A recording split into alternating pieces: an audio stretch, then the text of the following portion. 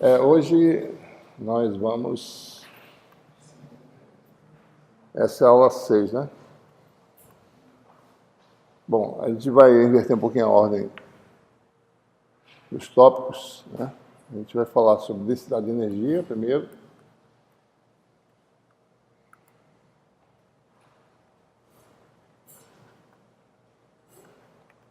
Depois sobre uma forma de resolver problemas em eletrostática, né? Que é através da equação de Poisson ou Laplace. É um caso particular da equação de Poisson. E a gente vai introduzir o dipolo elétrico. E com isso a gente conclui o material para segundo exame. Certo? E a próxima aula já é para o outro exame. Já, né? Já é material para...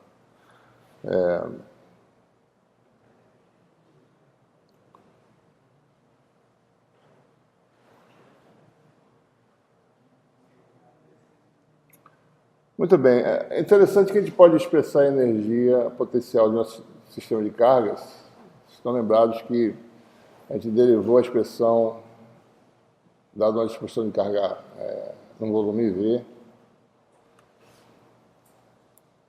representada pela função de densidade ρ, né? E sabendo se a dispersão de potencial dessa distribuição é a função potencial, a gente mostrou que a energia desse sistema era um meio da integral de ρφ, né? Construiu isso para uma carga, depois começou a colocar várias cargas e construiu essa expressão. Essa expressão, como a gente está vendo aqui, a integral, na realidade, né, ela está sendo realizada só onde ρ é diferente de zero. Né? As contribuições para a integral vêm só da região em que ρ é diferente de zero, ou seja, no próprio volume de carga. Tá? Então, quando a gente fala dessa expressão de energia, a gente está dizendo que ela está expressa do ponto de vista das fontes do campo, ou da fonte do campo. Né? E quem explicitamente aparece na expressão é a fonte, a densidade de carga, que gera o campo eletrostático. Né? E na prática, a integração é realizada só onde a fonte existe, onde ρ é diferente de zero. Né? Bom, a gente vai também mostrar agora que a energia pode ser vista no ponto de vista do campo, em que a integração não é no volume de carga, mas no volume onde tem campo. Tá?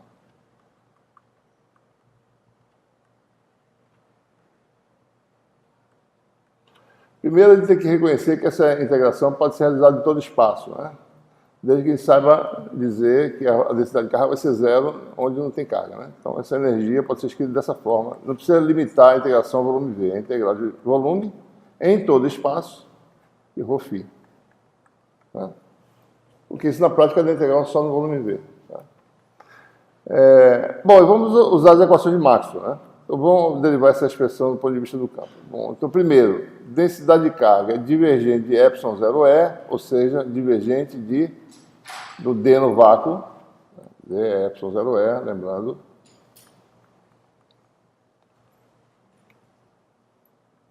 E, por outro lado, é menos a outra conexão é que essa função potencial, ela gera campo elétrico. É igual a menos gradiente de φ. Tá? Você substitui aqui dentro, vai ficar com energia, falta um meio aqui, né? Igual a um meio da integral de dV φ divergente de D. E nós reconhecemos que isso aqui é um pedaço de uma regra da cadeia, né? Derivado do produto dessas grandezas aqui vai dar φ, um termo é φ divergente de D, e o outro é D produto escalar com gradiente de φ. Uma das identidades vetoriais lá do capítulo 1, né? A gente derivou ela, certo? E aqui a gente percebe, quem é gradiente de φ? Está aqui, ó. Menos zero. Né? Então você tem aqui φ divergente de D é igual a divergente de φd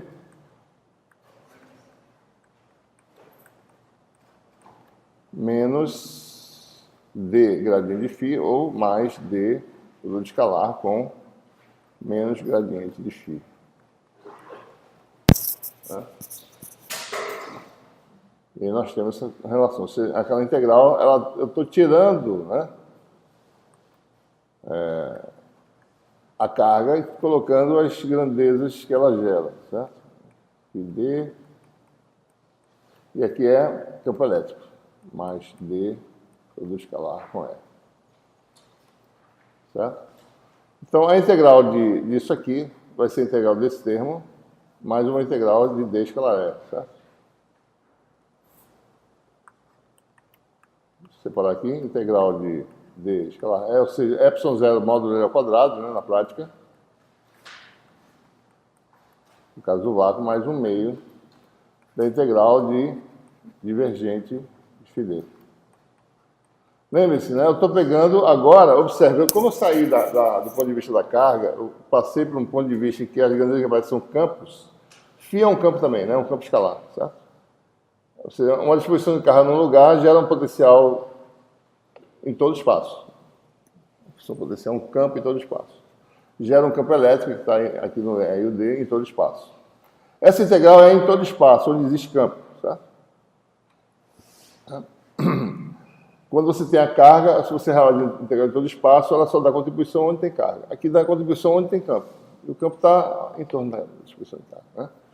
Bom, essa última integral aqui precisa dar uma examinada. Essa integral aqui, divergente, né?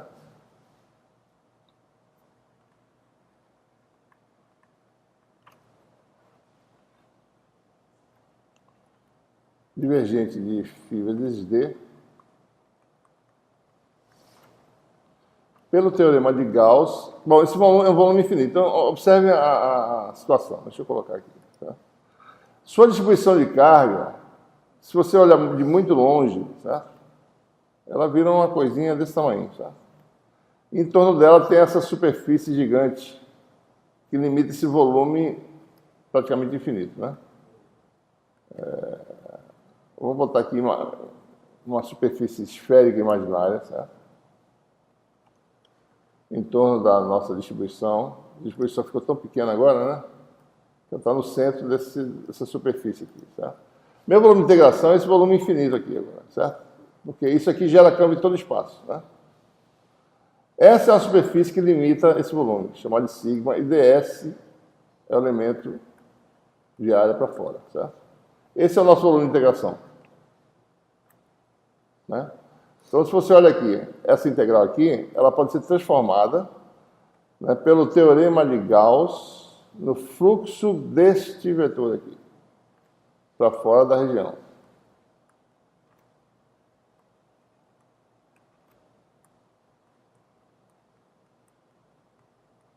Certo? Em que superfície? Essa superfície envoltória gigante, né? A sua carga ficou no centro, agora ficou um ponto de carga pontiforme, né? E a sua superfície é aquela superfície lá.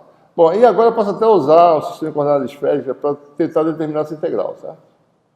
Aqui está a distância R. Né? Esse elemento de área subtende o diferencial de ângulo sólido, né? De ômega.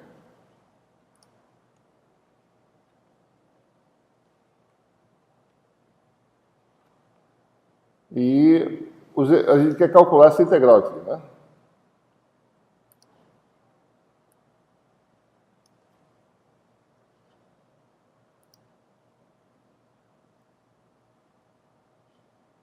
Aqui. Você precisa saber quem é φ. Bom, olha, essa distribuição de carga, né, ela tem uma carga total Q. Certo? A uma distância muito grande, o efeito dela é o efeito de uma carga pontiforme. Né? Então, o potencial é o quê? O potencial da carga pontiforme é aquela expressão que a gente tem que nunca mais esquecer. É Q sobre 4πε0 Tá? Quem é o vetor D? O vetor D é o vetor campo elétrico de uma carga pontiforme sem um ε0. Q sobre 4πr2 AR. Quem é ds?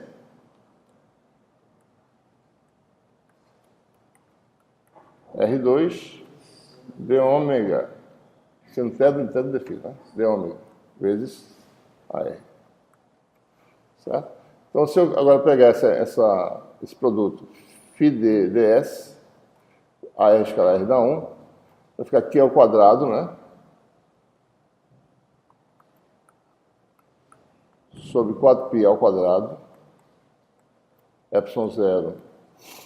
Eu posso botar aqui R2 com R3. Observe que R é constante, né? Porque a superfície é, né? Ficar R2, R3 e R2 em cima, vai ficar R embaixo. E fica em cima a integral de d ômega, né? Certo? De 0 a 4π, porque eu vou fechar o espaço todo. Então, 4π cancela, isso aqui vai dar Q2 sobre 4π epsilon 0 R. Né? Essa é a integral, a segunda integral. Certo? Né? Essa aqui. Certo? Mas, no fundo, o que eu quero saber, na realidade, eu quero um meio disso, né? O que eu quero saber é, no limite, que essa superfície torna de raio infinito, certo? Ou seja, eu quero todo espaço. Então, eu quero saber o limite disso, quando R tende a infinito, que é o limite disso aqui, e quando R tende a infinito, que vai dar 0. Então, se eu pegar todo o campo gerado pela distribuição, que eu tenho que fazer isso para poder calcular corretamente, né, passar de uma integral para outra, isso aqui vai dar no limite 0, então a energia vai dar só o primeiro termo, né? 1/2 da integral de volume de d escalar R.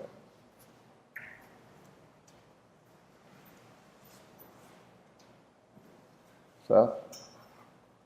Então a energia fica expressa agora nessa forma, né? 1/2 da integral de volume. Que volume? Todo volume onde existe campo.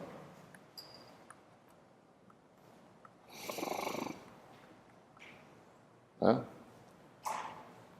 Então agora a gente está falando do ponto de vista do campo. A energia está expressa no ponto de vista do campo. Não aparece mais função de densidade, não importa quem é a densidade de carga, agora só o campo gerado pela distribuição que aparece. E aí aparece também uma coisa interessante, é como se você pode escrever isso aqui, integral de volume, de uma função de densidade chamada de UE, certo? UE de elétrica, né? Densidade de energia, né? Porque isso aqui dá joules, aqui dá joules por metro cúbico, tem uma densidade de energia. Quem é essa densidade? 1/2 de dE, certo?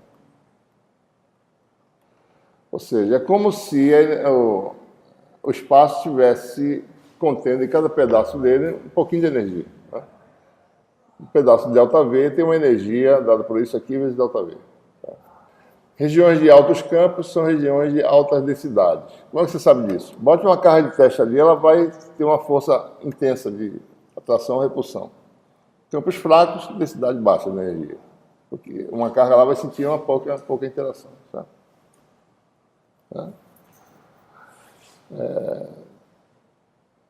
Então vamos refazer. Vou fazer esse exemplo que a gente fez. Esfera, né? Deixa esse cara aqui mais, vamos mudar para cá. Vou pegar essa esfera aqui, botar aqui.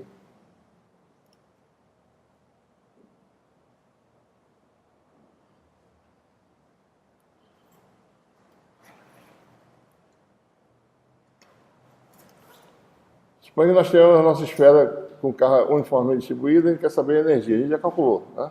Do ponto de vista da fonte. Agora a gente vai fazer como é que faz do ponto de vista do campo. E pode até falar assim, ó, quanto de energia tem no centro da esfera, certo? Dentro da esfera, quanto de energia tem no exterior da esfera. Pode até pensar desse jeito, com esse novo conceito de energia distribuída no espaço.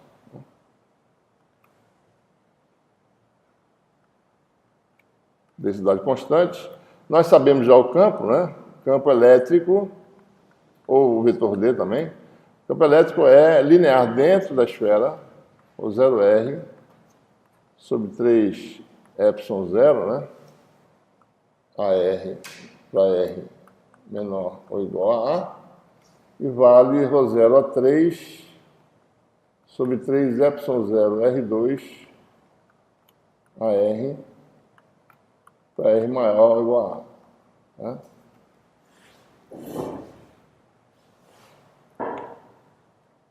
Ok? Bom, e o D é a mesma coisa tirando o ε0. Tá? Deixa eu tirar o ε0 do denominador. Bom, quem é a densidade de energia?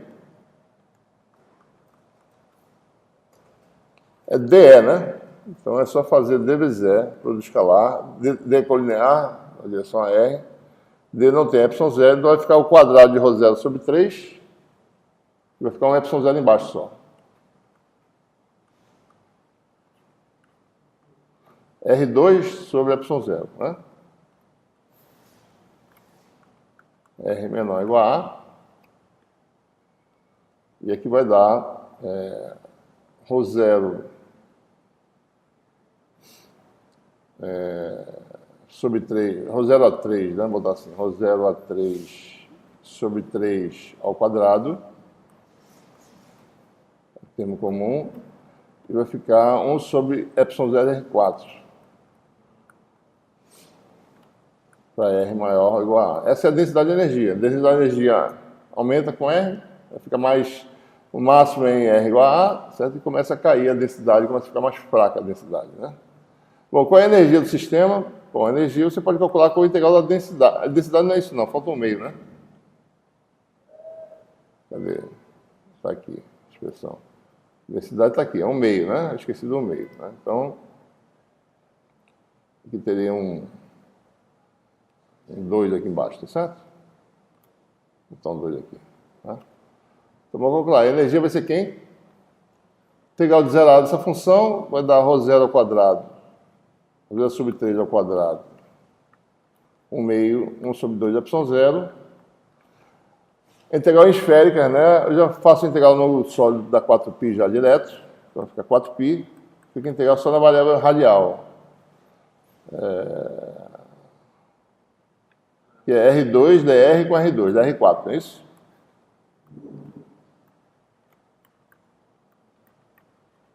Vou botar aqui o dv, só lembrando. dv é R2 dr de ômega. Já botando de ômega aqui, que é o seno θ de θ de φ. Tá? Então, eu já fiz a integral de ômega aqui. 0a de R4 dr, mais... O segundo termo vai dar ρ0 a 3 sobre 3 ao quadrado.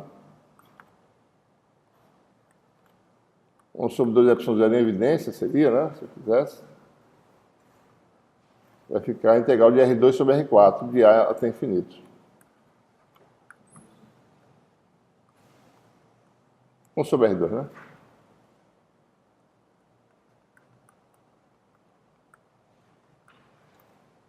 Certo?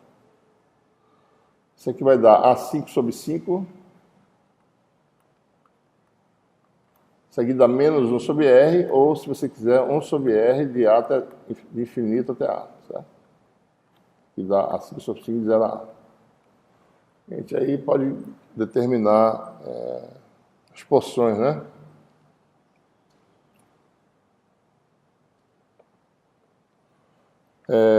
Então, vou colocar assim, a energia vai dar esse resultado aqui, ó.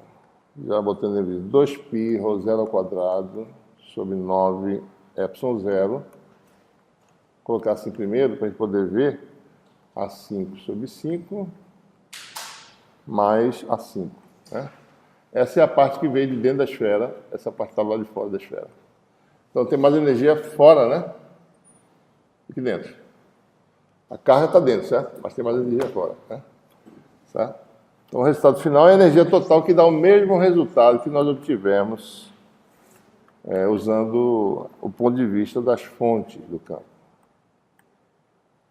Esse resultado aqui, né? Tá? Essa expressão para energia que a gente acabou de derivar, né, em termos do ponto de vista da fonte do campo, está aqui. Está na outra. Está aqui não, está aqui, né? Essa expressão aqui, né? ela vai ser válida em qualquer meio. A gente derivou ela no vácuo, né? Mas vai ser válida em qualquer meio material. Certo?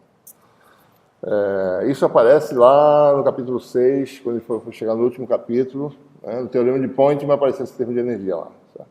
Um dos termos de energia que aparece. De energia elétrica e energia magnética. Um deles vai ser esse aqui. Tá? Ok? Muito bem.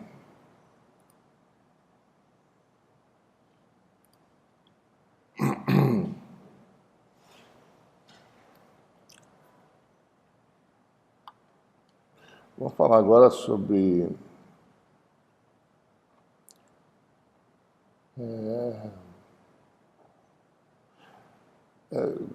sugiro que vocês anotem boa parte dessa parte que a gente vai falar agora, certo? Porque isso não está, quer dizer, está nas notas de aula, mas não está. O que a gente vai fazer aqui vai ser um pouco mais detalhado, certo? Então,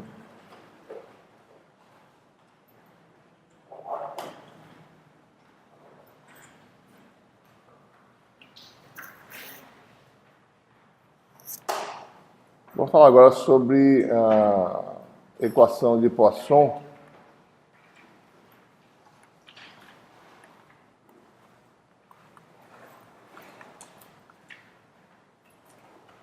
A gente discutiu até agora algumas formas de determinação de campo, né? Só para lembrar para vocês os diferentes métodos que a gente tem para calcular um campo de distribuição de carga, né? A gente primeiro calcula o campo direto, certo? O campo de distribuição de carga é uma integral, né? Essa é uma forma de calcular. Calcula mesmo diretamente, pega a distribuição, caracteriza essa distribuição e calcula essa integral se tem um campo em todo espaço dado pela expressão, que é a expressão correta, né? Do campo. Se você souber a função de densidade, você vai determinar o campo, né? Uma segunda possibilidade é se você tiver... Isso aqui serve para qualquer que seja a distribuição, ok? Qualquer que seja a distribuição, você calcula com essa função aqui. Bom, se a distribuição tem alta simetria, em alguns casos particulares, a gente falou, bom, dá para determinar o campo pela lei de Gauss. Em alguns casos muito especiais, né? Então, usa a lei de Gauss, que no fundo você está usando duas equações, mas quando você faz simetria e que componentes estão presentes, você está... A última equação que você vai usar é a lei de Gauss, né? Uma relação que você vai usar. Certo? Isso é uma outra forma de determinar campo quando tem alta simetria. É um caso muito especial. Né? Isso aqui é um caso bem geral. Uma terceira forma é você não calcular essa integral aqui, certo?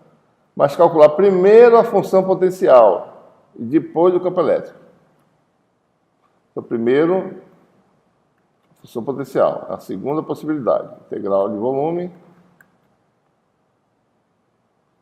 Essa forma aqui, teoricamente, é mais simples, porque é uma integral de uma componente apenas, é escalar a integral, né? Certo? Então, essa aqui é uma integral de um vetor, são três integrais. Tá? Isso aqui é só em casos muito especiais. Isso aqui é uma outra forma de calcular o campo. Você calcula o potencial primeiro, que é uma integral só, depois o campo fazendo o quê? É igual a menos galinha de fio. Duas operações. Calcula uma integral simples, mais fácil. E calcular a derivada, que não é tão fácil, não é difícil de calcular, né? A derivada é mais fácil de calcular a integral, né? Em princípio. Tá? Ok? Bom, a quarta forma de resolver problemas, que é a forma mais comum e mais geral, certo? Né? É a equação de Poisson. Né? Equação de Poisson. Ou seja, aqui a gente vai resolver o problema, a gente formula o problema como sendo um problema governado por uma equação diferencial. Tá? E você, então, resolve a equação diferencial e daí você determina o que você quer. Que equação é essa? Bom, vamos reexaminar as equações de Maxwell para a eletrostática, né?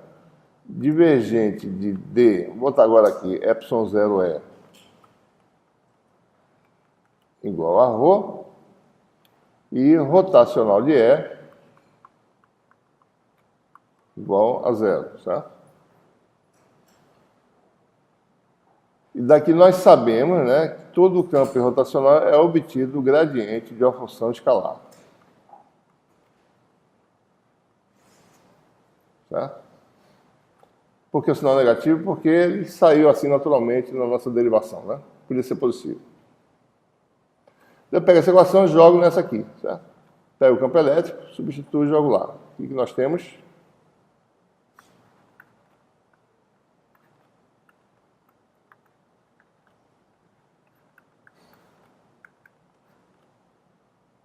Essa operação, epsilon zero é uma constante, passa para lá, fica divergente do gradiente, igual a menos ρ sobre epsilon zero. E nós sabemos que isso aqui é o que a gente chama de Laplaciano, né? Divergente do gradiente. A operação sucessiva do Nabla que a gente explorou no capítulo 1. Isso é o Laplaciano de φ. E nós temos, então, uma equação diferencial para a grandeza potencial, que é a grandeza intermediária, que serve para a gente calcular a grandeza final, que é o campo elétrico. Essa é que é a chamada equação de Poisson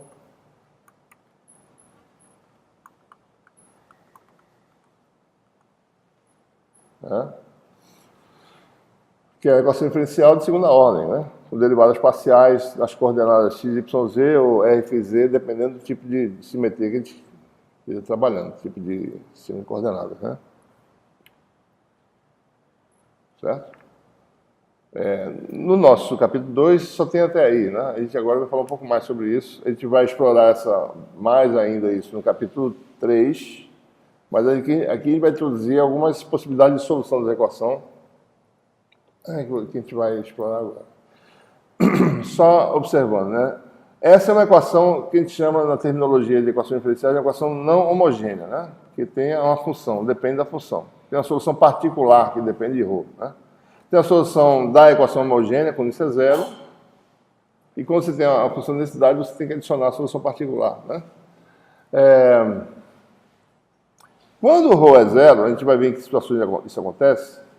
Essa equação se transforma numa equação homogênea que tem a solução geral para cada situação, certo? Essa é a chamada equação de Laplace. Laplaciano, né? Equação de Laplace. Certo? Então vamos olhar direito a equação de Poisson. Aqui aparece a função potencial e aqui aparece a densidade de carga volumétrica, né? Lembre-se, essas coisas, a dimensão é importante, né? O ρ não é densidade superficial, não é densidade linear, não é carga isolada, é densidade volumétrica de carga. Então, toda vez que o ρ aparece aqui, tem que ter dimensão de coulomb por metro cúbico. Ok?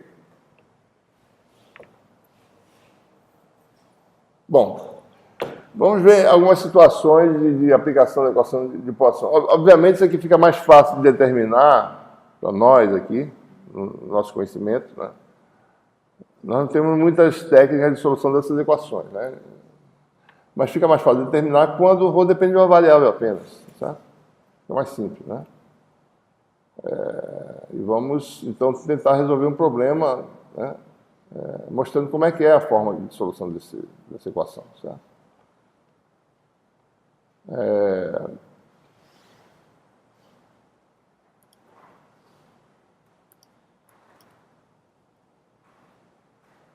Vou voltar para a nossa esfera de carga, com distribuição uniforme.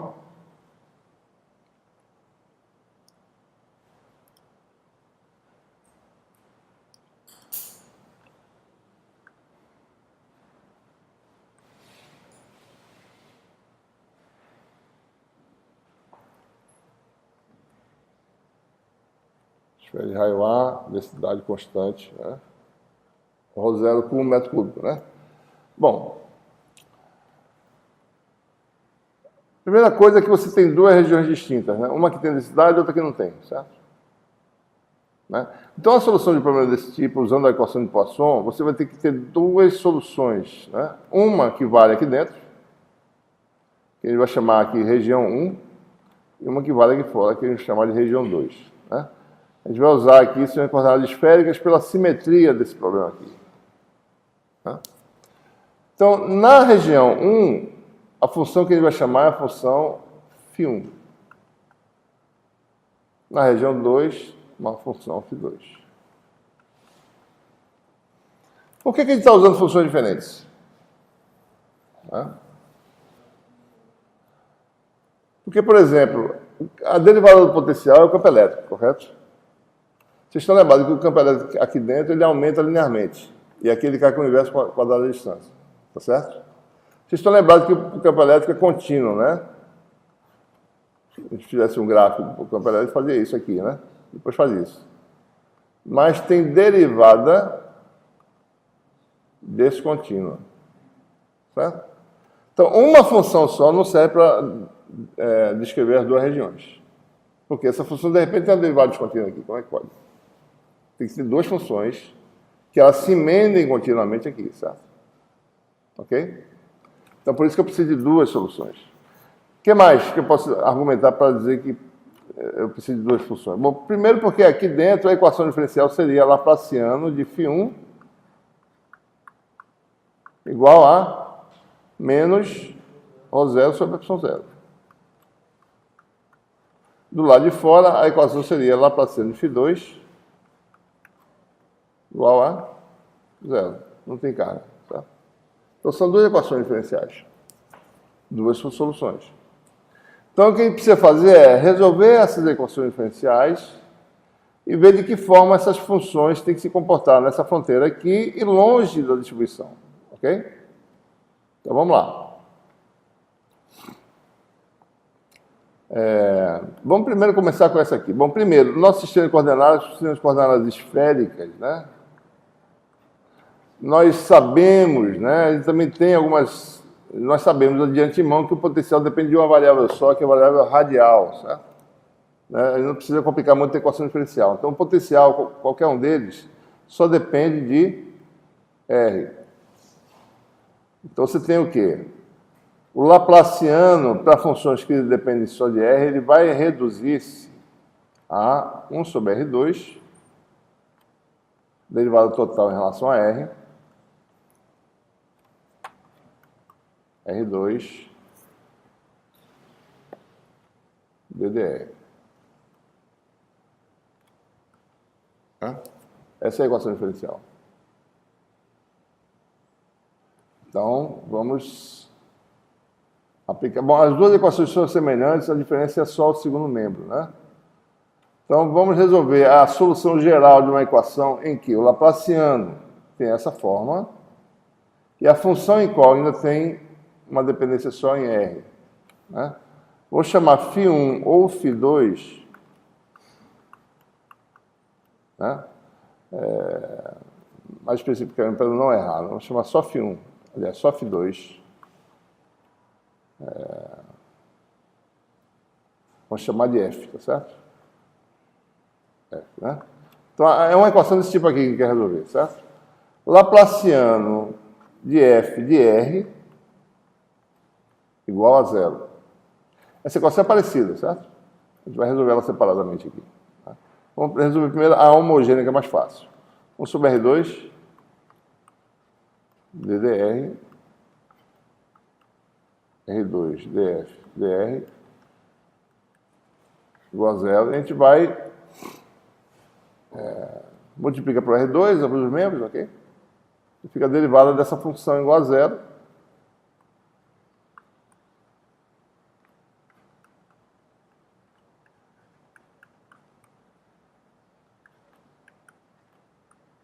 Ou seja, isso aqui aparece uma constante, né? Isso aqui tem que ser uma constante para dar 0 a derivada.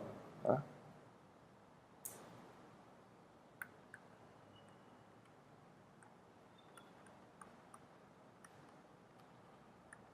Chamamos de uma constante A.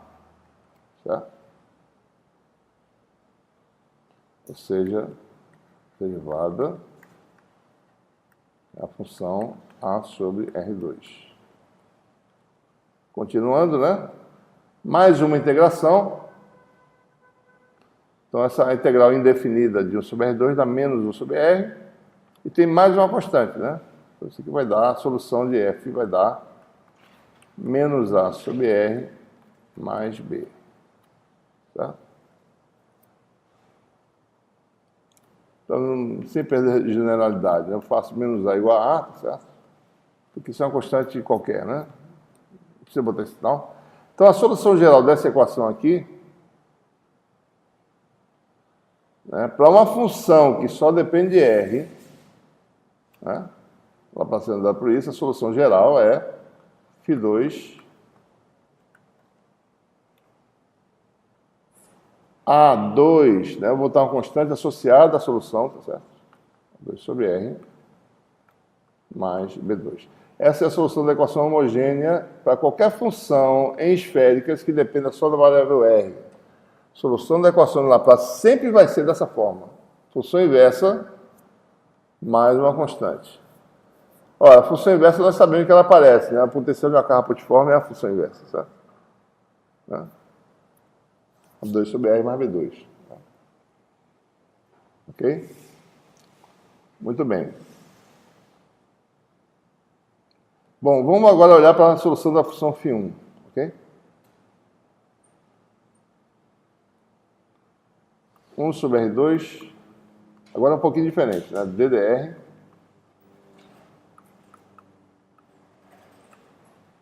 R2 de φ1 DR igual a, daí tem uma não homogeneidade aqui, menos ρ0 sobre ε0. Certo? Aí multiplica por R2, só que antes era zero, né? Agora vai aparecer um termo, né? Cadê DR?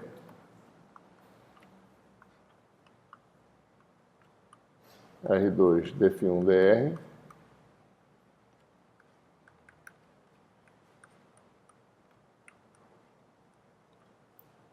Ok? A gente vai agora integrar do mesmo jeito, né? Integral indefinida da função R2 dr, que dá o quê? R3 sobre 3. Então vai ficar R2 dφ1 dr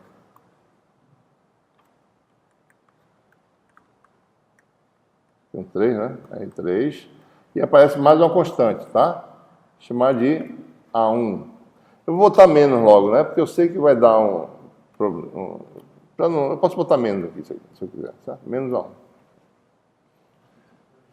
Aí fica dφ1 dr, agora vai dar menos ρ0 R sobre 3 ε0, menos A1 sobre R2. Daí eu faço mais uma integração em ambos os membros, eu obtenho φ1.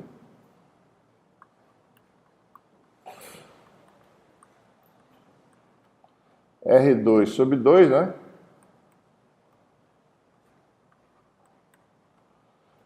A1 sobre R,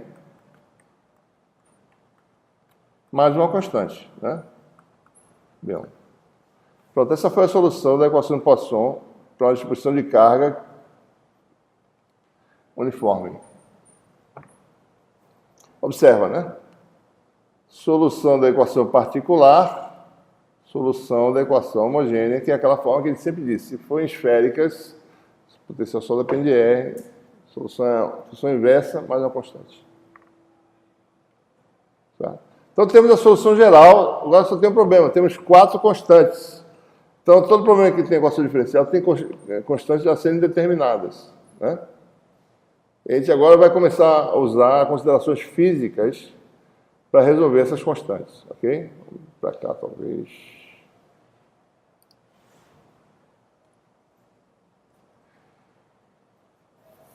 Vou botar a esfera de volta aqui. E raio A.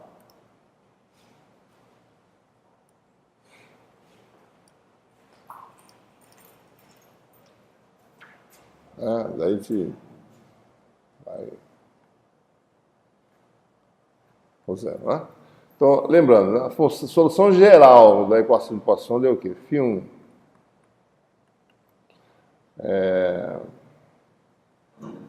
menos ρ0. Tá. embaixo. R2 sobre 6ε0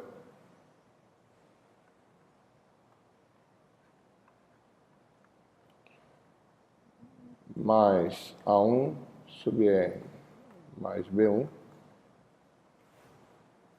e φ2 igual a 2 sobre R mais B2. Ok? Pessoal, tem 4 constantes. Quantas equações a gente precisa para determinar essas 4 constantes? 4. Né? E essas constantes aparecem nas considerações físicas. Né? Por exemplo, né? Essa é a solução dentro da esfera. Né? Eu tenho que exigir que essa solução tenha um bom comportamento aqui dentro.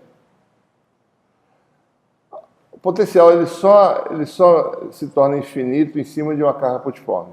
Okay? Tirando esse caso, o potencial ele sempre é bem comportado. Ele nunca fica infinito, nunca tem singularidade. Certo? Ou seja, particularmente na origem, se você olhar para essa função na origem, ela explode em R igual a zero aqui. Tá? Como não há singularidade para o potencial, não tem carga pontiforme, a carga está distribuída, né? A gente tem que impor que o potencial não tenha singularidade na origem. Né? Consideração 1 é ausência de singularidade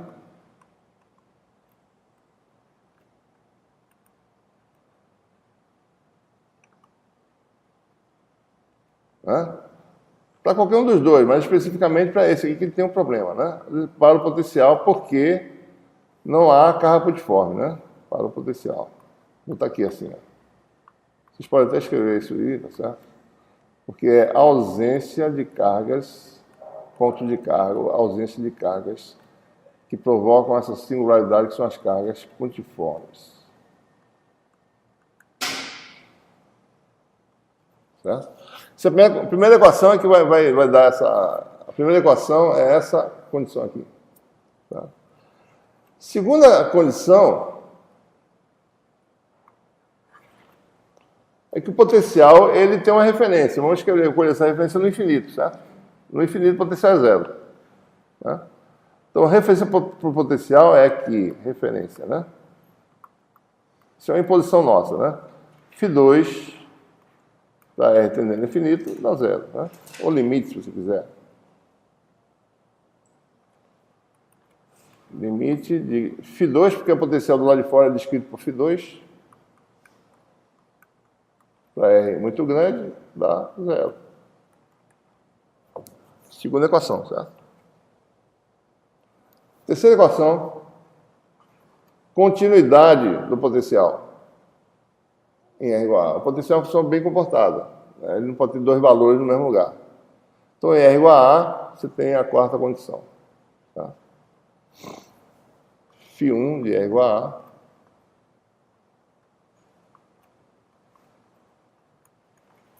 igual a Φ2 de A. Certo? E a quarta condição é qual? Falta uma agora.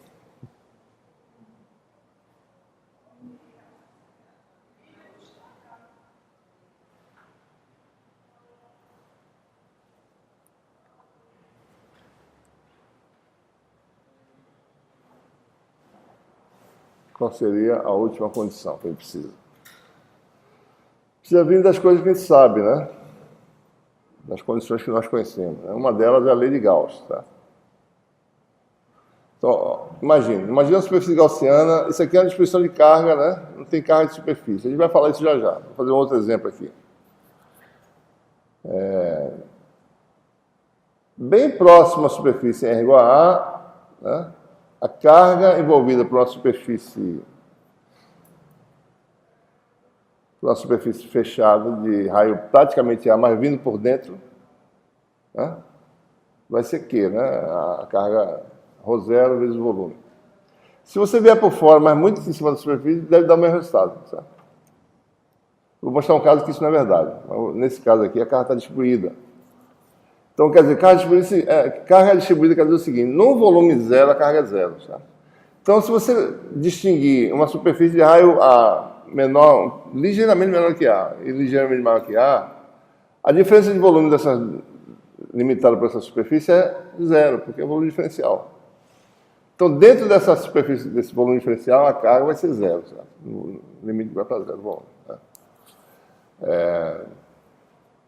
Então, essa é a consideração. Né? Fluxo elétrico, ou seja, a carga envolvida,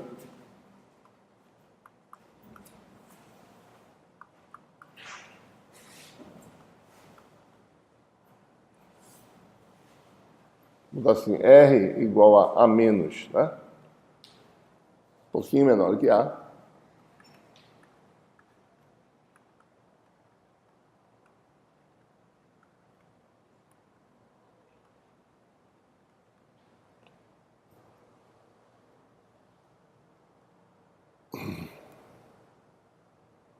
É igual a mais, ok? Então, essa é a última equação que precisa. Né? Quem é D? Epsilon 0 E. Quem é E? Menos o gradiente de φ. Né? Isso aqui, se vocês forem destrinchar, certo? Uma condição necessária... Bom, D na realidade né? Que é menos o gradiente de φ. E como a gente está em esféricas, né? E φ só depende de R, isso aqui vai dar menos a R de φ dr.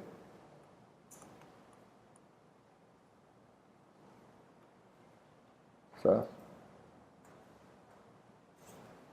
Ok? Como ds é R2 de ômega, né? A R. Isso fica com essa condição aqui, né? Ou seja, na prática você precisa saber a derivada, né? Do φ dr. Né? Então, nesse caso específico, certo? Nesse caso específico aqui, desse problema, basta que as derivadas de R sejam iguais dos dois lados, ok? Para eu satisfazer essa condição aqui. Então, se eu imponho... Eu tenho que trocar a pilha aqui. Deixa eu trocar a pilha. O bichinho aqui está começando a falhar.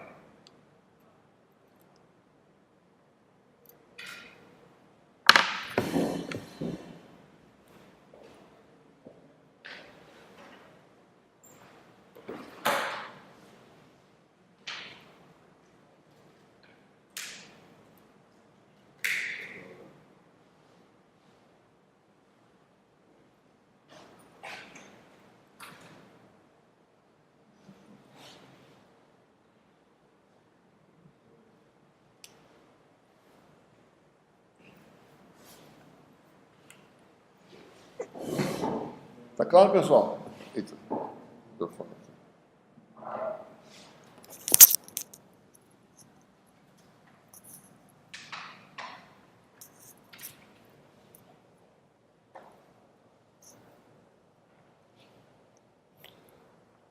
Entendeu, pessoal? Então, se eu imponho dφ dr contínuo, eu satisfaço essa equação aqui.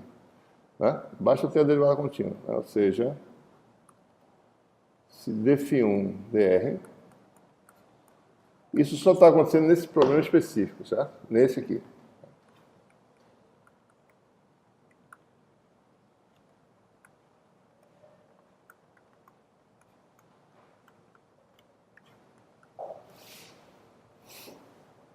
Né?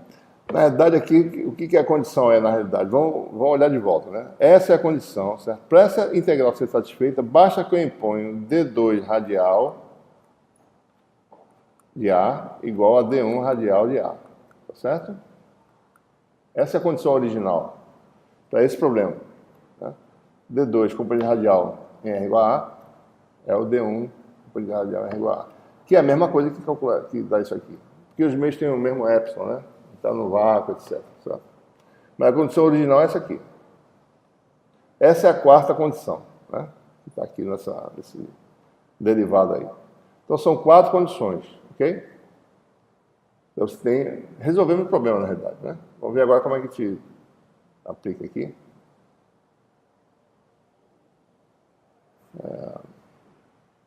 Bom, então, singularidade da função φ1. né? Eu vou evitar a singularidade aqui fazendo o quê? A condição 1. Como é que eu evito a singularidade? Matando esse termo. A1 igual a 0. Uma das equações do sistema, de 4 equações. Né? Segundo, referência. Φ2 para R muito grande tem que ser 0. Tá?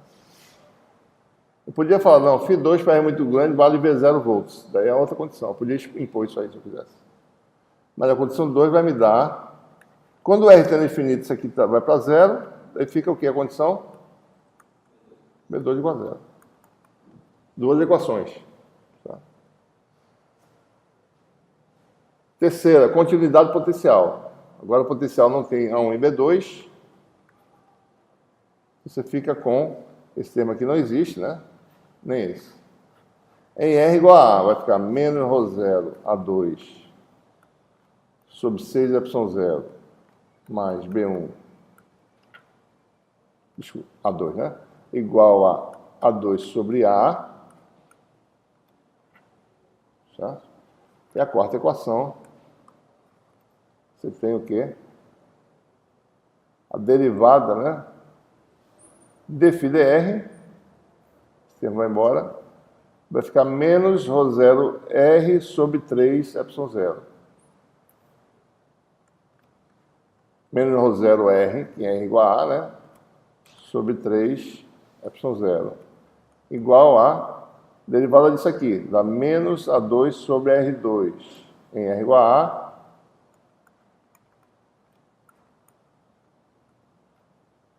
determinando a constante A2, direto. Última equação. Então, observe, foram 4 equações que a gente gerou aqui, certo?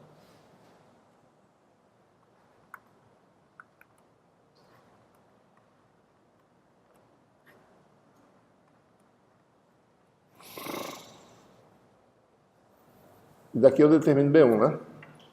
B1 vai dar... Isso aqui é um dos termos. B1 vai dar quem? A2 sobre A, ρ0 A2 sobre 3 ε0, mais esse termo aqui.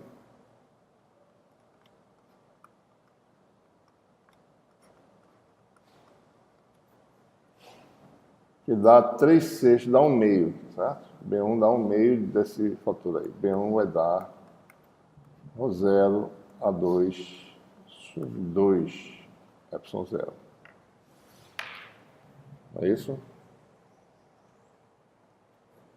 Daí você tem a solução final. O potencial está determinado e o campo também, né? Aqui está. Φ1 vai dar B1, que está aqui, ρ0 A2 sobre 2, menos da ρ0 A2 sobre... Tá ρ0 A2 sobre 2, menos ρ0 R2 sobre 6. Pode colocar em evidência, né? ρ0 sobre 6, 3A2 menos R2. Aí o Φ2, acabamos de determinar aqui, né? ρ0 A3 sobre 3ε0R. Isso é o resultado que obtivemos anteriormente, né? Certo? Ok? Então, resolvemos aí o problema em eletrostática, usando, resolvendo a equação de Poisson e a equação de Laplace também, né? Certo? Vou fazer mais uns exemplos aqui para a gente ver algumas particularidades interessantes, certo?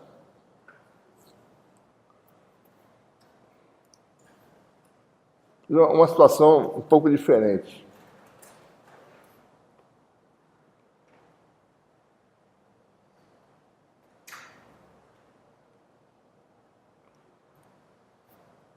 Bom, suponha que eu quero resolver, né,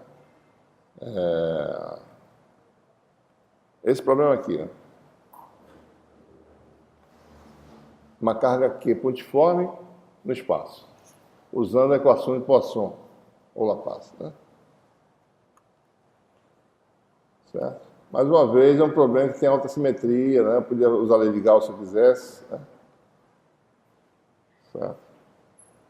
Mas eu quero usar a equação de Poisson, né? Como é que eu resolvo isso aí? Bom, aqui você vai ter uma função potencial que nós sabemos disso já, né? Nós já determinamos a função potencial de uma carga pontiforme.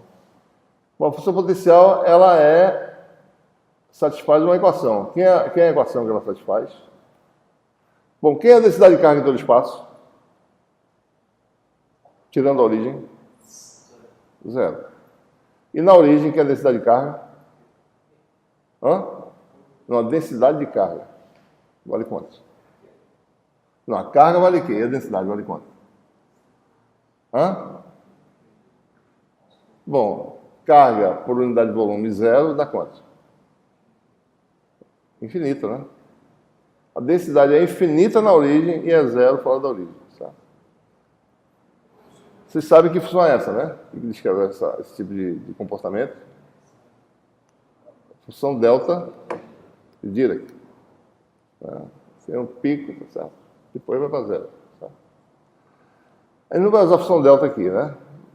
Certo? Mas a gente vai saber que a densidade é muito grande na origem, mas ela é zero em todo o espaço. Então eu vou dizer que a Laplaciana de φ é igual a zero. Certo? Porque na realidade, estou fora da carga, eu quero saber fora da carga, né?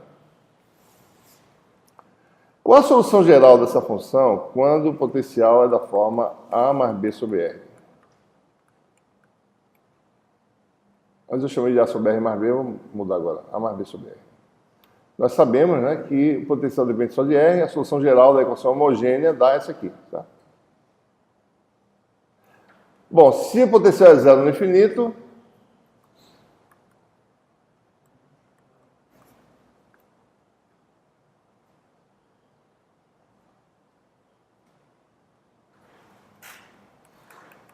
então automaticamente A tem que ser zero, né? Isso aqui desaparece, tá? Uma equação é essa, né? Então eu tenho um potencial menos uma constante. Como é que eu levanto essa constante? Tá? O que a gente faz? Lei de Gauss.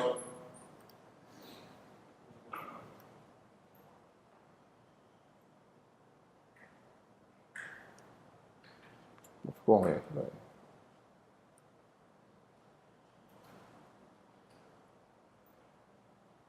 Mais ou menos aí.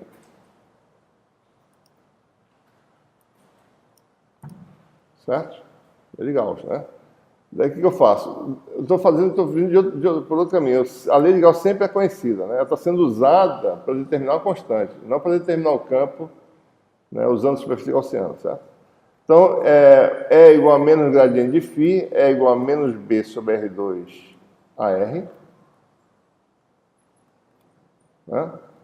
E o D, que aparece na lei de Gauss, né? Isso aqui tá certo, é isso mesmo. D igual a epsilon 0 E, né? Então seria menos epsilon 0 B sobre R2 a R. Daí aplica a lei de Gauss na superfície de raio R, certo? Vem com isso aqui. Fluxo elétrico igual a carga envolvida. Que no caso seria Q. Né? Só botar essa expressão aqui, ds, como sempre, é R2 de ômega a R. Né? E a gente colocando aqui, essa expressão vai dar integral na variável ômega, no caso, né? R2 cancela, é menos epsilon 0 B. Tá? Cancelou R2, é igual a Q, e essa integral vai de 0 até 4π. Então a integral dá 4π e você tem um B. B igual a menos Q sobre 4π epsilon 0. Tá? Daí você tem aí potencial, né? Potencial vale,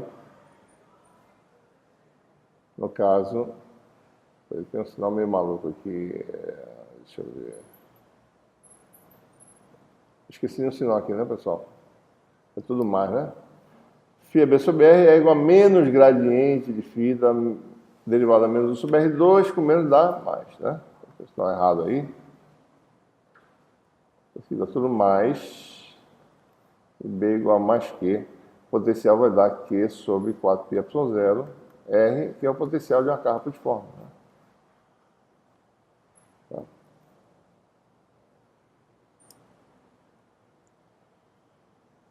Então, observe, né? São situações em que, por isso que eu falei, o que aparece no segundo membro da equação de Poisson? Densidade volumétrica. Né? Não tem densidade volumétrica em todo espaço. Tem uma densidade infinita na origem. Ele não está descrevendo usando funções especiais. Função delta. Tá? Então, a gente faz o problema desse jeito. Admite que é zero laplaciano, mas leve em consideração, né, que fluxo é carga Q. Fluxo não é zero, tem uma carga envolvida. Tá? Vou fazer a terceira situação de equação de Poisson. Tá?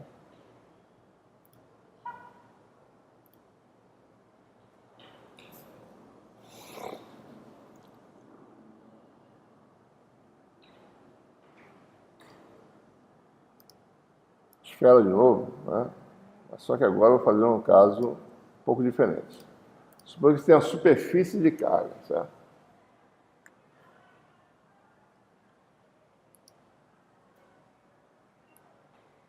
Tem uma superfície de raio A.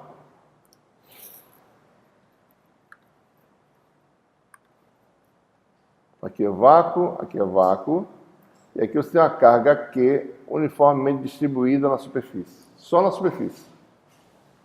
Então você tem a densidade de carga superficial, que é Q sobre 4πa2. Tá?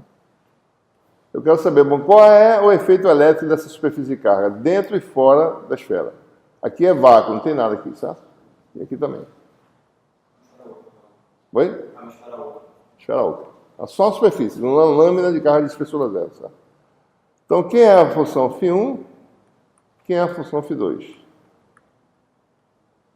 Né? De novo, mesmo problema semelhante. Né? Vamos lá. Então, de novo, né? Laplaciano de φ1 vale quanto? Não tem carga volumétrica, certo? No zero. Laplaciano de φ2 vale quanto? Tem carga do lado de fora? Volumétrica nesse problema? Não tem carga volumétrica. Tem carga, mas é de superfície. E tem algum problema aqui quando passo daqui para cá. É isso que acontece. Mas não tem carga de volume nem fora nem dentro. Tá? Então as soluções gerais são conhecidas. Né? φ1, equação homogênea de Laplace. Né? A1 sobre R mais B1. E φ2, A2 sobre R mais B2. 4 constantes de novo. Né? 4 condições. E as condições são parecidas. Né? O potencial tem que ser finito aqui, porque não tem singularidade. O potencial tem que ser nulo longe. Está estabelecendo a referência zero potencial. O potencial tem que ser contínuo, R igual a A. Tá? Então, φ1 de zero é zero. Limite de φ2 para R tendendo a infinito tem que dar zero, porque estou impondo isso aí. Continuidade em R igual a A. E falta uma equação. Tá? Que é vindo da lei de Gauss de novo, né? Daí eu vou fazer aquele mesmo raciocínio. Eu vou fazer uma superfície gaussiana um pouquinho para dentro e um pouquinho para fora. Tá? Bom, se eu for por dentro, o que eu tenho? O fluxo vai dar quanto?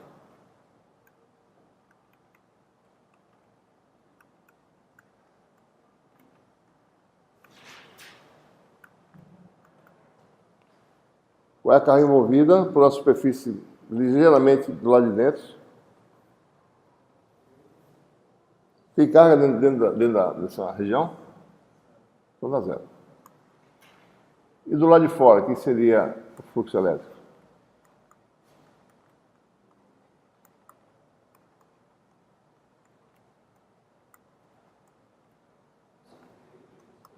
vai ser a carga envolvida que vale Q, né? Ou seja, é a densidade, vamos botar assim, né? ρS vezes 4πa2. Certo? Né? Então, eu tenho essa condição. Na realidade, se eu subtrair essas duas equações, eu tenho D2 menos D1. Certo? E eu sei que D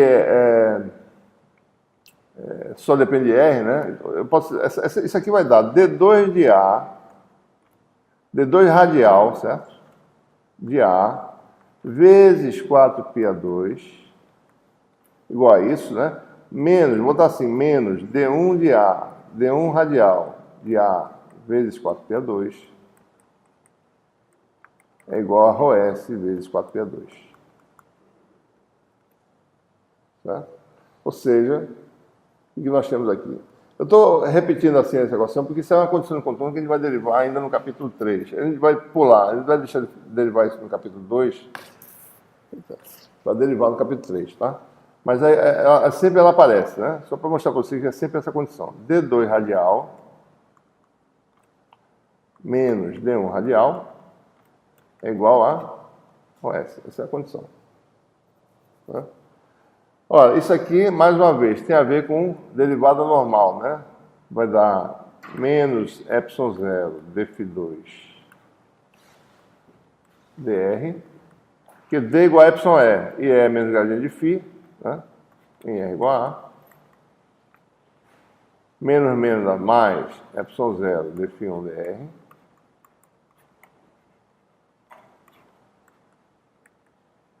igual a ρS. Certo? Então, aí você... O que a gente está vendo aqui, né? Vou botar assim, dφ2 dr em R igual a menos dφ1 dr em R igual a menos ρS sobre ε0. Então, o que a gente mostra com essa condição, né? Superfície e carga, então a gente tem uma descontinuidade na derivada normal, né? Derivada com relação a R. Tá?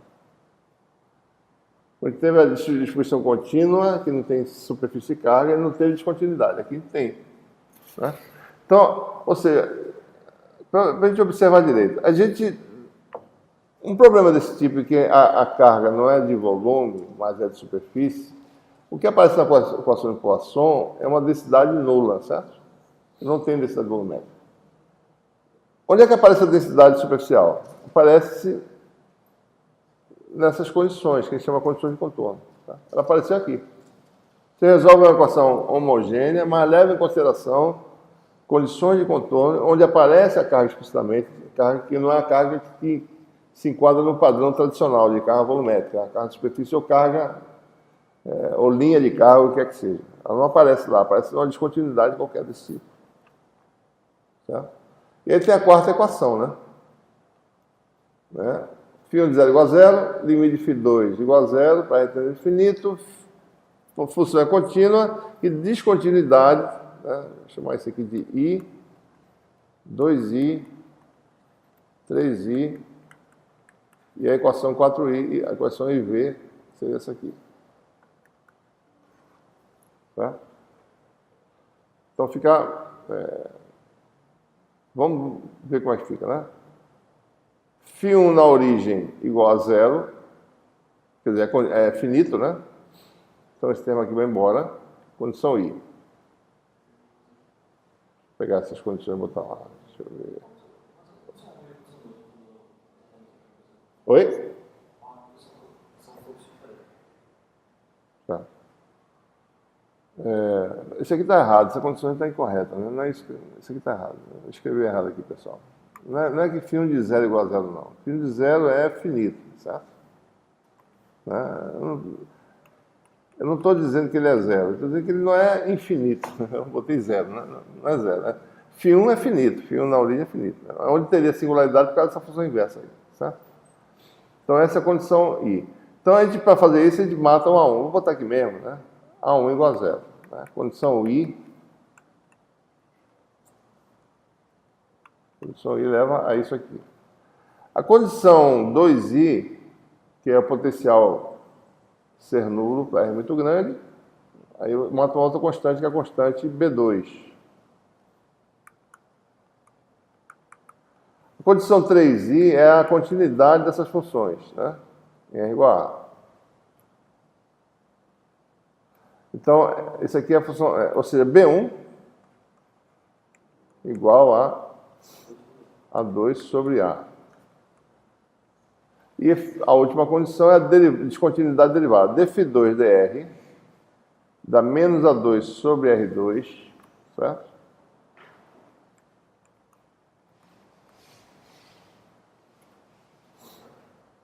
Né? Menos A2 sobre R2, menos dφ1 dr, mas dφ1 dr é zero, certo? Φ1 é constante, né? Vocês estão percebendo, né? Não tem esse termo aqui. Φ1 é uma constante. Então, menos dφ1 dr, que dá zero, é igual a menos ρs sobre ε0, né?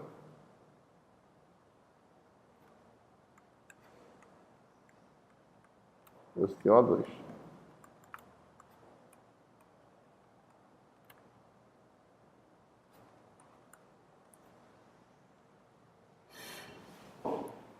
A2 igual a ρs ao quadrado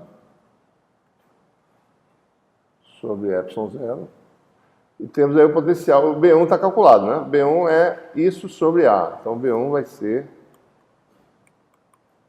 ρSA sobre ε0. Certo? Então, o potencial vai valer quanto? Para R menor do que A, vai valer ρSA sobre ε0.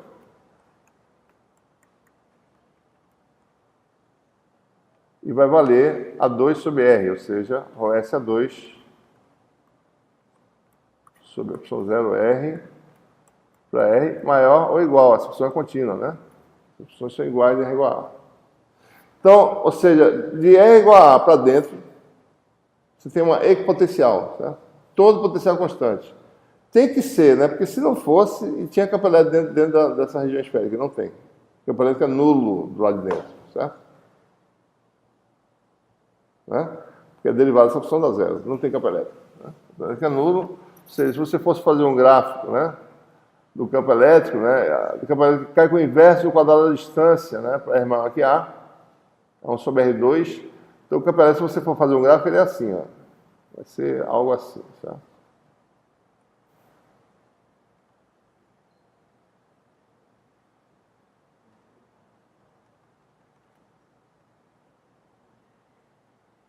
Ou seja, o campo elétrico é descontínuo, né? Componente, né? O campo elétrico é descontínuo, mas a função potencial é contínua. O campo elétrico é a derivada do potencial, é descontínuo. Derivada a zero, derivada não nula aqui, de repente, né?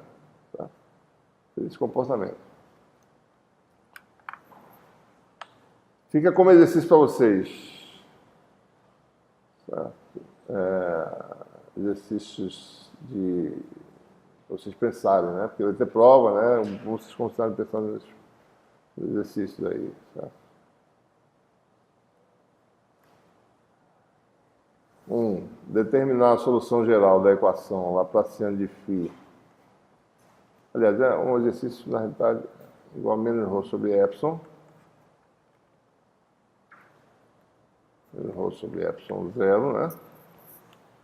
Em alguns casos, tá certo? Letra A. Bom, ele já fez, né?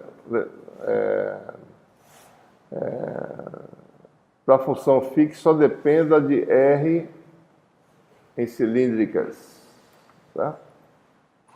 E para ρ constante. Tá?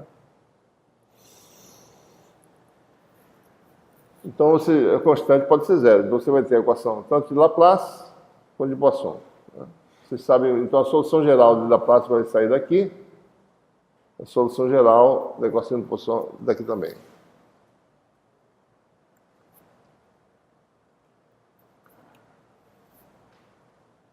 A função depende só de uma coordenada x em cartesianas.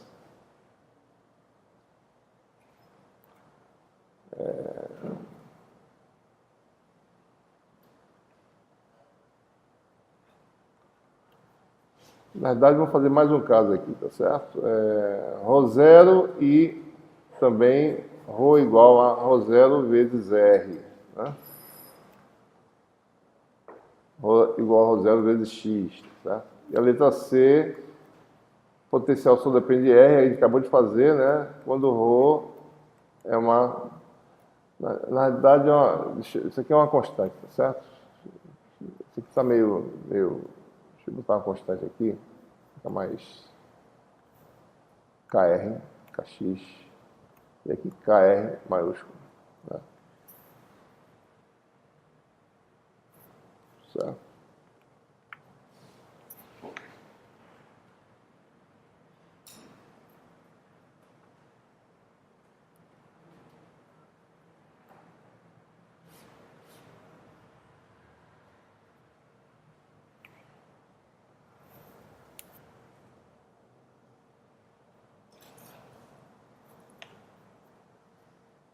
Sabendo a solução geral nesses casos, sabe resolver problemas que têm esses tipos de distribuição, né? Ok? Bom, posso passar para a próxima? Posso só anotando ainda?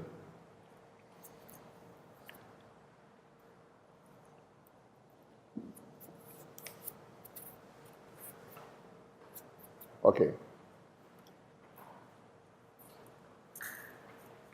A gente conclui essa aula de hoje com o início do tópico de eletrostática em meios materiais.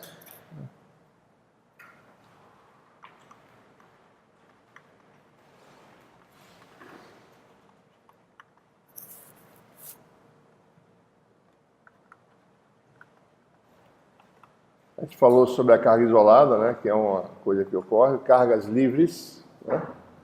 Você pode fluir carga, né? Pega um circuito, a bateria flui carga de um ponto a outro, né? Fica circulando carga. Isso aqui a gente chama de carga livre, né? Mas existe uma segunda modalidade importante na natureza de carga que produz efeito elétrico, que é a carga ligada. Certo? Né? A gente falou de carga livre e os efeitos das cargas livres, né? Tem a segunda carga, que é a carga ligada. Né? Ora, um átomo ou molécula, né, tem uma distribuição de elétrons em torno do núcleo, ou dos núcleos da molécula. Certo? Digamos, um modelo bem simples, né? Uma nuvem eletrônica esférica em torno do núcleo, aqui, um átomo. Certo? Aí você vem aqui, aplica um campo elétrico, você vai empurrar a carga positiva e puxar a nuvem eletrônica na direção do campo. Né? Então, com a aplicação de um campo, o que acontece? Isso aqui é um sistema de carga nula, né? Um sistema neutro. Mas com a aplicação do campo, você empurrou a carga positiva e puxou a carga negativa. Você ficou com essa situação aqui. Tá? Carga negativa está aqui, o centro de carga positiva saiu um pouquinho do centro original do sistema. Veio bater aqui. Tá? E aqui você ficou com o centro de carga negativa aqui no meio. Tá? O que acontece? Com a aplicação de um campo, esse sistema neutro criou uma polarização, foi criada uma polarização, ele se polarizou. Tá? E ele agora produz um campo elétrico. Esse sistema aqui, apesar de ser neutro, ele também produz campo. Se você olhar para cá, vamos exagerar um pouco aqui essa situação. Né? Vamos ampliar um pouco, botar uma lupa. Bote aqui um ponto aqui e determine o campo dessas duas cargas. Certo? Vai ser o campo dessa aqui, que faz isso. O campo dessa, que está muito próximo, certo? Mas que agora está um pouquinho aqui desviado, que faz isso, né? Com intensidade ligeiramente diferente. A soma dos dois vai dar um vetor campo elétrico agora. Não nulo. Então, esse é o campo do átomo, certo? O átomo produz campo agora. O campo em torno do átomo agora não é mais o campo externo. É o campo externo mais o campo do átomo. Então, cargas ligadas também produzem efeito elétrico. Para a gente saber levar em consideração a matéria isolada, a matéria neutra, a gente tem que saber quantificar os campos das cargas isoladas, das cargas ligadas, o campo dessas entidades. Pode ser um átomo simples, pode ser uma molécula complexa com centros de carga em vários lugares, né? E nuvem eletrônica em torno. Você aplicou um campo, você polariza, Separa o centro de carga, ele produz um campo de volta, então o campo vai ser diferente. Por isso que o campo do material isolante é diferente do campo no exterior do material. É porque tem os campos de reação dos componentes do material. Então é isso que a gente quer levar em consideração nesse tópico, né, da eletrostasia de meios materiais. Na realidade, ele vai ser mais específico, né? A gente está falando de meios isolantes, em que você não tenha cargas livres que possam transitar no meio. Meios que têm essa propriedade são o que a gente chama de meios condutores, né? Meios condutores têm cargas livres que podem transitar. Nosso meio não tem transporte de carga, mas tem carga ligada, que pode estar polarizada e gerar esse campo adicional. Então é isso que a gente quer levar em consideração. E para ele poder estudar o efeito da matéria isolada, isolante, né, a gente vai falar sobre o dipolo elétrico. A gente quer saber, na realidade, dipolo é aquilo que eu formei quando eu apliquei um campo, certo? Existem materiais em que os centros de carga, a molécula já tem uma simetria em que os centros de carga já são separados. Elas já têm o efeito elétrico sozinhos, né? E o que um campo faz é só orientar esses dipolos, né, digamos assim, que já existem naturalmente. Aplicou um campo, o que acontece? Fica todo mundo orientado. Então o efeito coletivo disso aqui pode ser mais forte ainda, tá? Todo mundo já tem um efeito, uma predisposição de ter separação de carga. Quando você aplica um campo, você orienta todo mundo.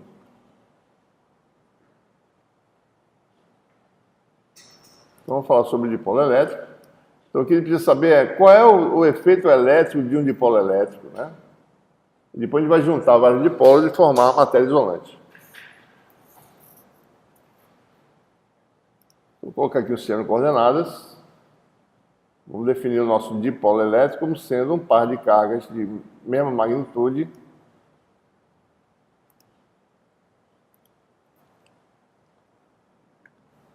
aqui está o sistema de coordenadas, vou botar aqui XYZ logo, né?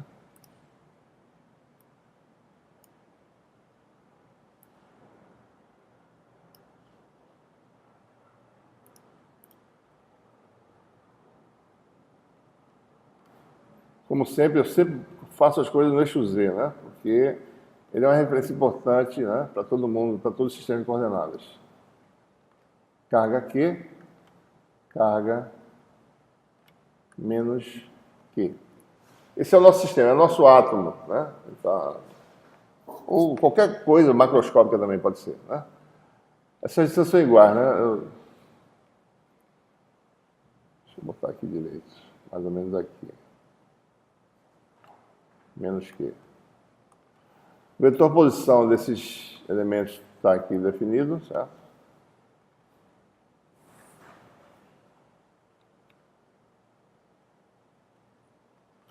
Mais ou menos aí. X mais, né? Chamar de D sobre 2 AZ. A distância entre os dipolos é D. X menos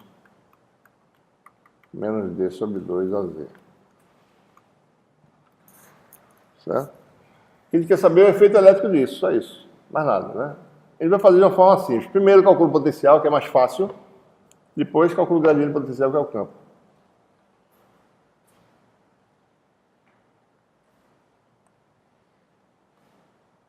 O potencial é simples, é o potencial de duas cargas.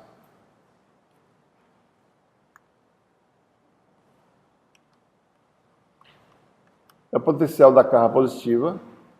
Vamos botar aqui um ponto X no espaço. É nesse ponto que eu quero calcular o efeito elétrico. Isso aqui vai dar Q sobre 4πε0.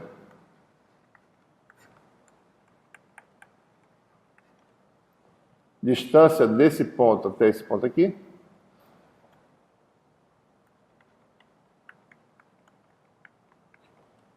Mais o potencial dessa carga negativa. É menos Q.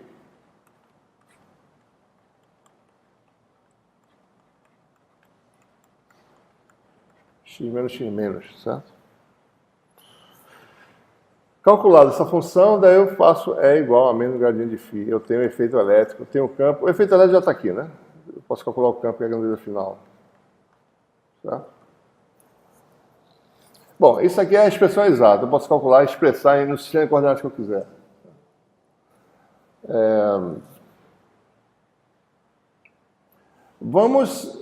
Nosso interesse, né, é no regime em que essas coisas são pequenas. A gente está falando de átomos e moléculas. Né?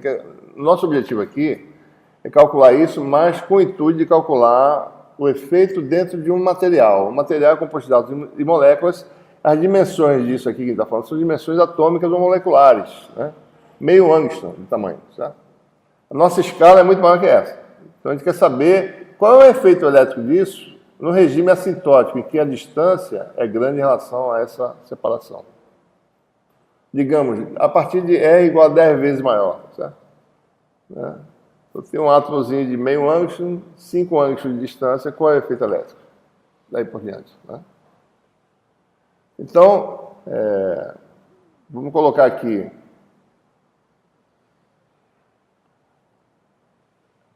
Vamos dizer que esse ponto é o ponto de coordenadas R, θ e φ. Né? Aqui tem o ângulo polar θ e a distância é R. Né? O vetor de posição é R a R. Né? Então, é nesse regime R muito maior que D, que é o que a gente chama do regime assintótico.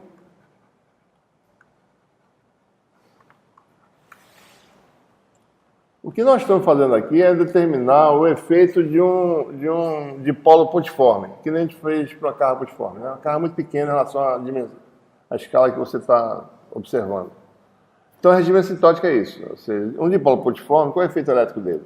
Porque depois a gente junta vários. Certo? Então, o princípio é o mesmo da carga pontiforme. Né? R muito maior que D. Então, você tem aí, o potencial vai ser, nesse caso, Q sobre 4πε0, evidência. 1 sobre R a R menos X+, que é esse vetor.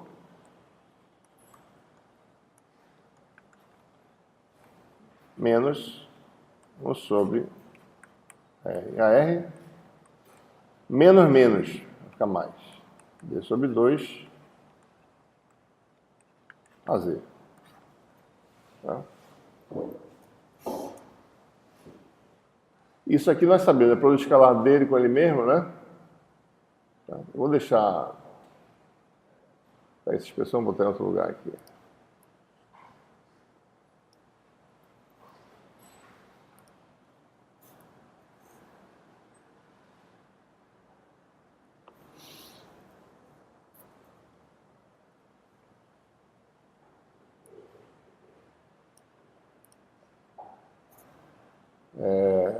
Esses módulos, né? Só lembrando, isso aqui vai dar módulo menos ou mais aqui, né? Vai dar R2 módulo ao quadrado, né?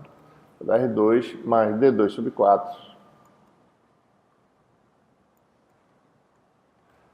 menos ou mais 2 vezes produto escalar. O escalar dá 2 RD sobre 2, que vai dar RD, né? Menos ou mais RD, a R escalar a Z. Lembrando que isso aqui é o produto escalar que dá cosseno do ângulo entre eles, cosseno de θ, certo? E aí você tem essas funções, né? 1 sobre raiz quadrada, né? 1 sobre isso elevado ao meio, vou botar assim, R2 mais D2 menos ou mais RD, vou botar aqui cosseno de θ, no caso, né? Elevado ao meio. São esses dois termos que nós temos de mexer. No regime assintótico, tem que fazer uma aproximação para que valha para R muito maior que D. Eu grosseiramente podia cortar isso aqui tudinho, se eu quisesse, certo? Que R2 é muito maior que D2 e R2 muito maior que RD. Eu cortava isso, daí os dois termos são iguais, dava zero o resultado. Eu perco o efeito, né? Então vamos olhar com mais calma. Isso aqui é muito maior que esse termo aqui. Eu vou botar R2 em evidência, vai ficar 1 sobre R, 1 sobre 1 mais Daí fica esse termo aqui que é muito menor do que é. D2 menos ou mais RD cosseno θ. Oi? Sobre 4, né? Verdade. D2 sobre 4. Então, deixa eu botar aqui.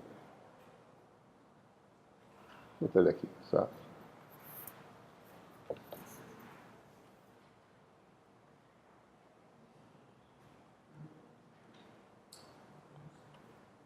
Ok, pessoal? Então fica aqui elevado a 1/2, né? Esse é um termo pequeno, certo? Um deltazinho, né? Então você tem a função aí, ó. 1 mais delta, esquece esse sinal aqui, 1 mais delta elevado a menos 1/2, que é 1 sobre isso. Ok? Isso dá aproximadamente, em primeira ordem, o quê? 1 menos delta sobre 2. É a derivada, a primeira, a série de termos, né? O primeiro termo da série de termos dá isso aí. Então, o efeito de não desprezar isso aí dá esse termozinho linear, né? 1 menos delta sobre 2. Ou seja, se vocês combinarem, então, isto com isso, nessa aproximação, tá? Nós ficamos com algo desse tipo, né? Eu vou botar de volta aqui, tá? Isso aqui vai ser a Z escalar a R, né? Então, usando essa aproximação aqui, usando esse termo como sendo delta, observe que o delta agora vai para o numerador, né? Vai ficar 1 menos delta nos dois casos, cada um tem seu valor. Então, no fundo, o potencial vai dar, no regime assintótico, algo assim. Q sobre 4π0R vai dar isso aqui, ó. Vou botar direto aqui. 1 menos 1 sobre 2R2. Esse 2 veio de onde? Desse 2 aqui, tá? Aqui vai ter um D2 sobre 4. Menos RD cosseno θ, que é AR escalar a Z. Vou botar assim, tá certo? Isso aqui é um termo. Vai ficar menos 1 mais 1 sobre 2R2, algo parecido com isso. D2 sobre 4. E aqui aparece mais RD AR escalar a Z.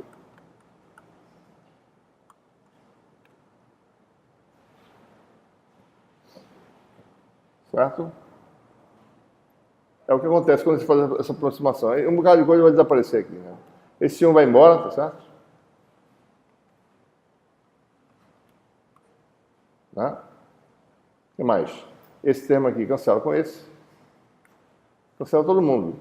Porque o efeito, isso é o efeito de você ter desprezado, aquele que eu falei, né? Se você desprezar um bocado de coisa, fica um efeito de ordem zero. Se de ordem zero, cancela. Certo? É o que está cancelando aqui. Sobrou só o efeito da separação, é onde aparece o D aqui, ó. Em primeira ordem, isso aqui é segunda ordem já, né? Em primeira ordem, aparece esse efeito aqui. Tá? Esse não vai sobrar, fica menos com menos, dá mais, e aqui é mais. Então, somos 2, esse 2 vai embora, aí fica um termo aqui, certo? Que a gente vai, ou seja, no fundo, o potencial vai dar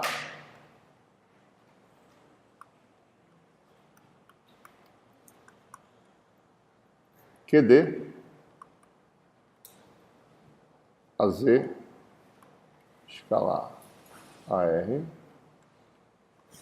sobre 4πε0 R ao quadrado. Então, no regime assintótico, né, D diferente de zero, existe um efeito elétrico que é linear com a distância D. Aumenta linearmente com D. Tá?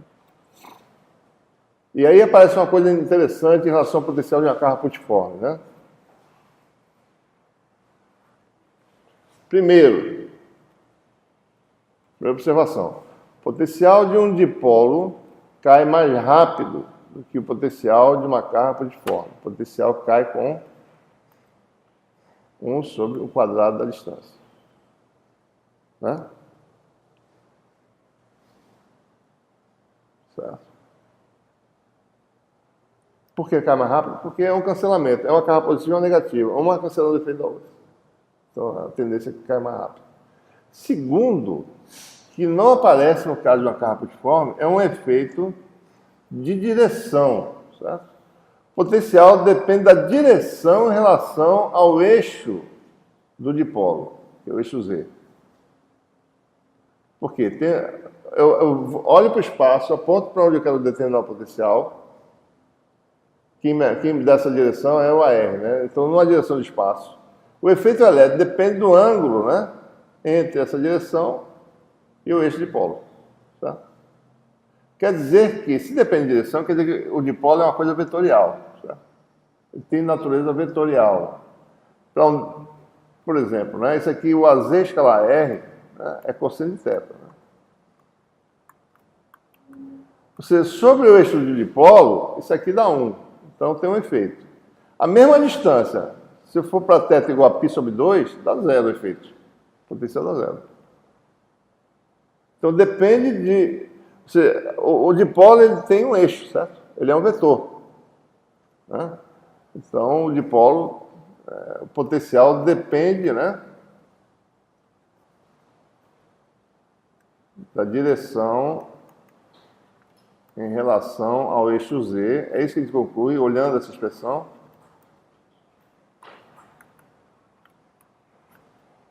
Então, só quer dizer o seguinte, que dipolo deve ser uma coisa vetorial. Para caracterizar esse efeito, eu digo que a coisa que produz o efeito é uma coisa vetorial. E essa coisa vetorial está aqui, ó, nesse vetor. Tá? Então, a gente define um vetor P, que é a grandeza fonte, no caso, a carga ligada está sendo representada por um vetor P, cuja magnitude é Q vezes D, e a direção é a direção do eixo Z. Certo? Que direção é essa? É o sentido da carga negativa para positiva. Tá? Então, com essa definição, isso aqui se chama o vetor momento de dipolo.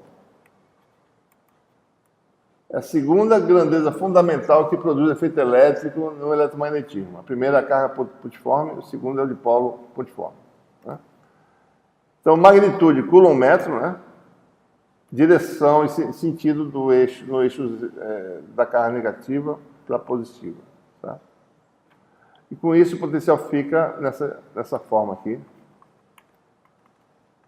P escalar AR sobre 4π epsilon 0 R ao quadrado. Tá? Dipolo elétrico é isso, né? O efeito elétrico, isso é tão importante saber essa expressão quanto saber a expressão do campo de uma carga putiforme. Dipolo putiforme produz um efeito elétrico que cai com 1 sobre R2, e o numerador é o produto escalar do momento de dipolo com o versor que dá a direção no espaço. Tá?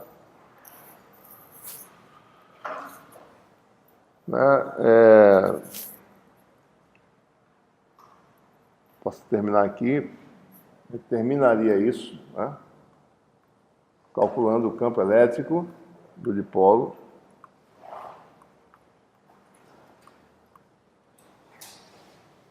Ou seja, calculando aqui a derivada, né, dessa expressão.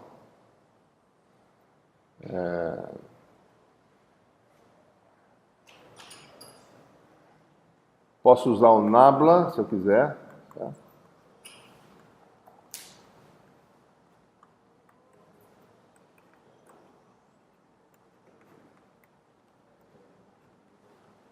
Observe que o potencial depende de duas variáveis, né? Θ, que é o cosseno de θ que aparece no valor escalar, e R, que é a distância. Tá? Então, eu só tenho essas duas componentes. Eu posso aplicar isso aqui, calcular essas derivadas. Tá? Eu tenho aqui DDR, só para vocês saberem, né? Como chegar a esse resultado. P escalar AR sobre R2. Isso aqui dá P escalar R derivado de 1 sobre R2. Isso aqui é constante, né? Menos 2 sobre R3. Eu calculei um termo. O termo é ddθ, né?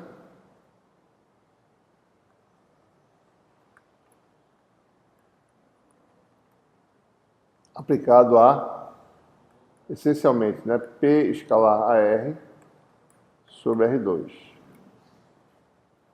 Tá? Observe, R2 sai.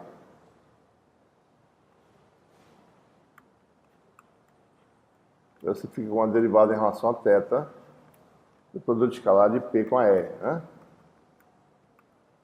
E aí vocês calculam usando regra da cadeia. Né? Sugiro que vocês façam esse caso, tá? Porque eu não vou fazer tudo não. Eu só estou dizendo assim como é que vocês vão chegar a essa expressão. A θ sobre R2, P é constante, P escalar DAR dθ.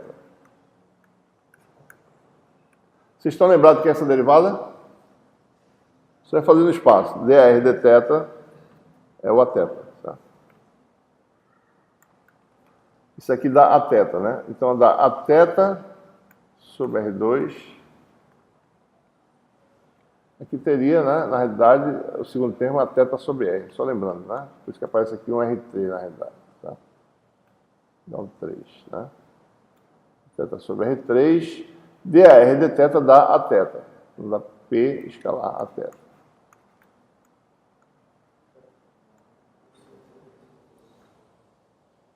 Certo? Então é isso que dá as derivadas. Vocês vão combinar isso para mostrar que o campo dá isso aqui. Ó. Uma expressão clássica, bem conhecida. O campo magnético de um dipolo magnético tem uma expressão muito semelhante. Né? Por isso que é importante colocar dessa forma. Fica como exercício para vocês calcularem isso aí, tá? Eu já dei a dica aqui, como é que faz. Esse é o campo de um dipolo elétrico.